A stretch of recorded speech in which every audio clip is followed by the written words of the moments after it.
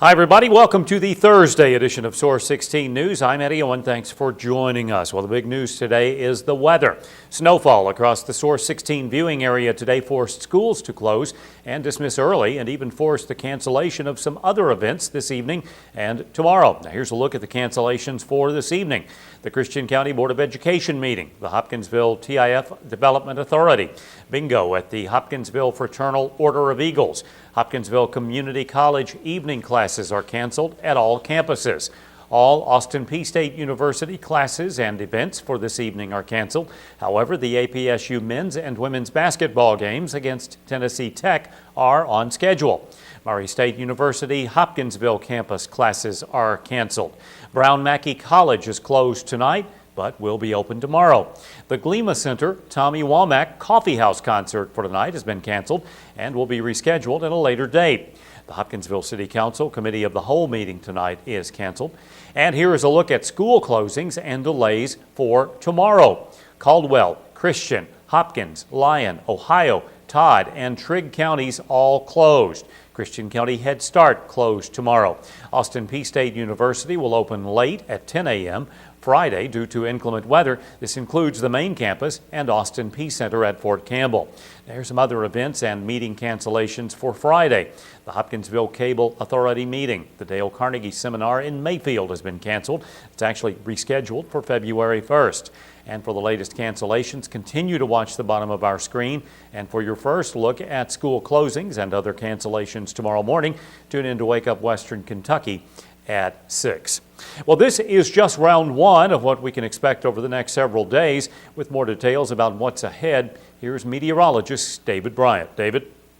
Well, Eddie, we're continuing to see the snow taper off from northwest to southeast as we go through the evening. It should all wrap up. And then we'll have temperatures turning much colder as we have some Canadian high pressure sliding into western Kentucky. In fact, temperatures tonight expected to dip into the teens. When you factor in the wind, by early tomorrow morning, we could see wind chill factors, the feels-like temperature only in the single digits. In fact, in some areas could be close to zero.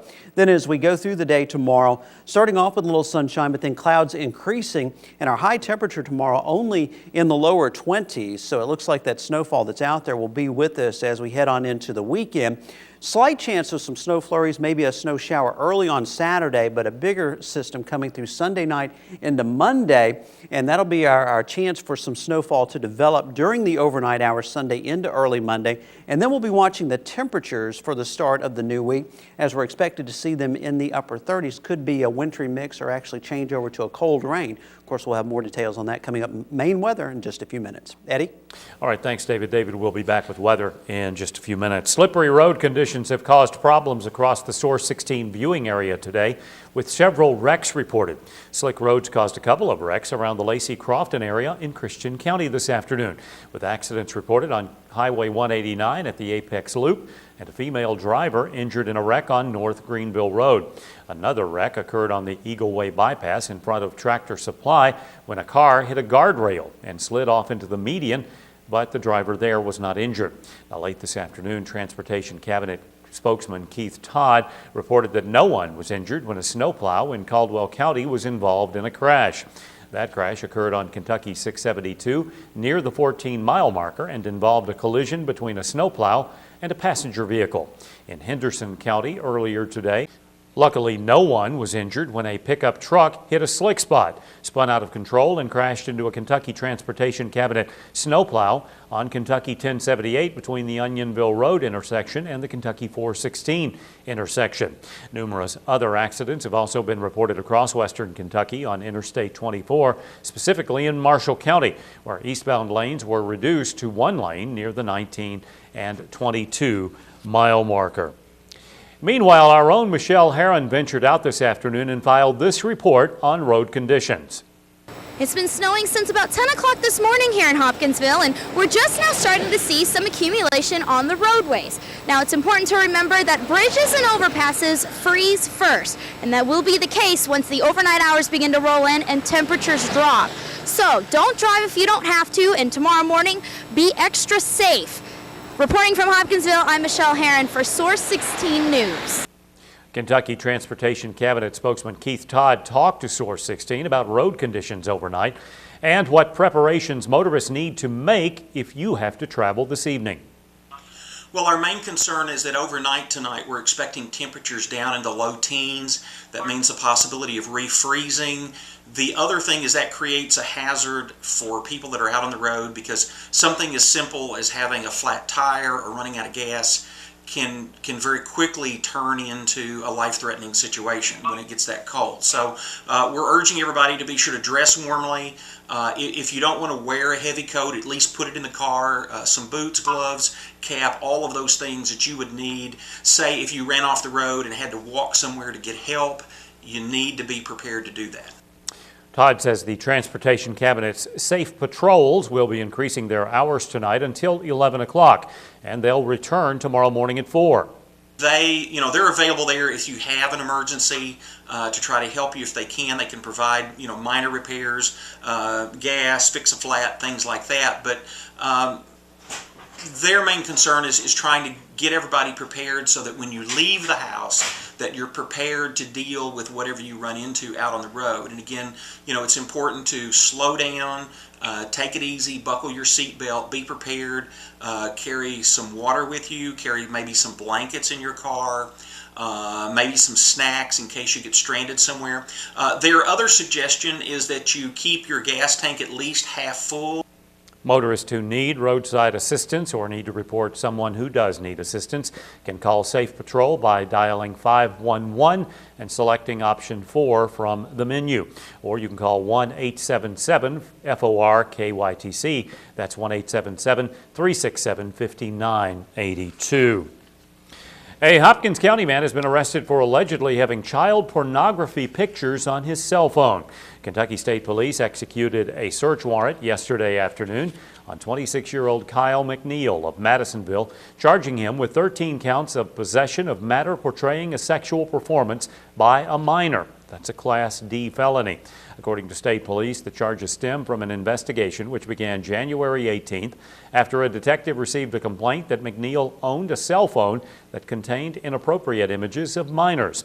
A search warrant executed on McNeil's phone revealed 13 inappropriate pictures of minors on it. McNeil is lodged in the Hopkins County Detention Center on a $25,000 bond. Well, the Hopkinsville Christian County Emergency Communications Center celebrated the official ribbon cutting of their newly renovated building today. The building was originally built back in 1978 and has undergone renovations for nearly a year.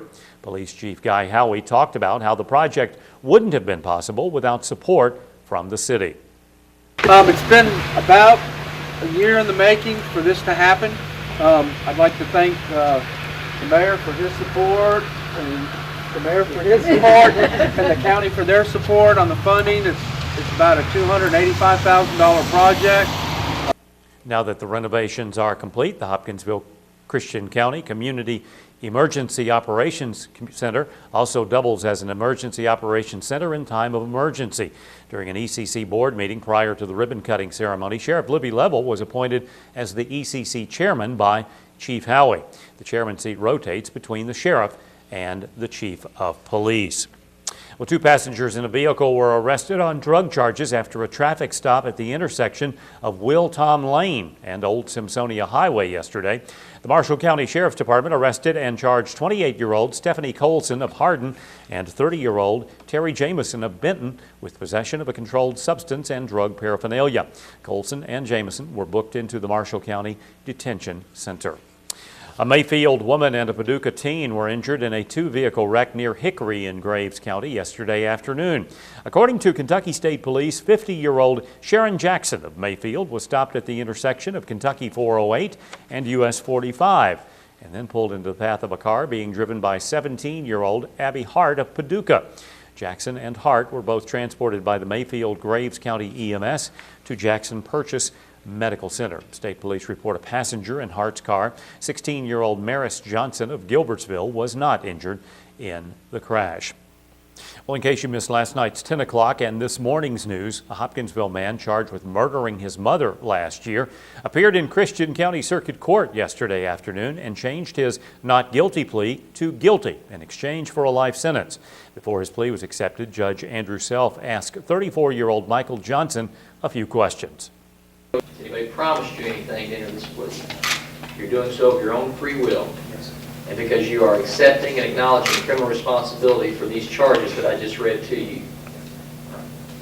You've been represented by Mr. Beard in this matter. Have you had the opportunity to discuss all this with him? Yes.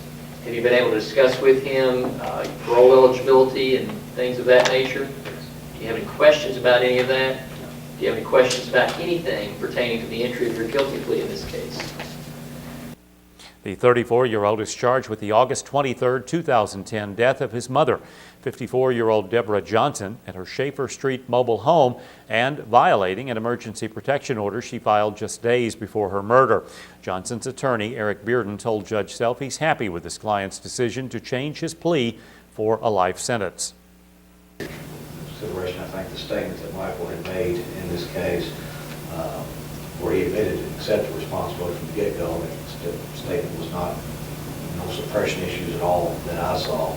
I do feel like this is a fair resolution of these charges. Because Johnson admitted to violating the emergency protection order, his case was eligible for the death penalty. But because he pled guilty, his sentence was amended to life. Johnson will have to serve at least 20 years of his sentence before he's eligible for parole. He was arrested by Hopkinsville police August 24, 2010 at a Fort Campbell Boulevard hotel. According to an autopsy report, Deborah Johnson died of asphyxia by compression or an inability to breathe. The final sentencing for Johnson is scheduled for Wednesday afternoon, February 9th at 1:30. Well, a former Christian County jail bookkeeper who's accused of stealing thousands of dollars from a jail account was formally charged yesterday afternoon. 49-year-old Honey Darlene Summers entered a not guilty plea, and Judge Andrew Self set a pretrial conference for Wednesday afternoon, March 16th at 1:30. Summers is accused of stealing $40,000 from a jail account while she was an administrative assistant under former jailer Libby Level, who's now the sheriff.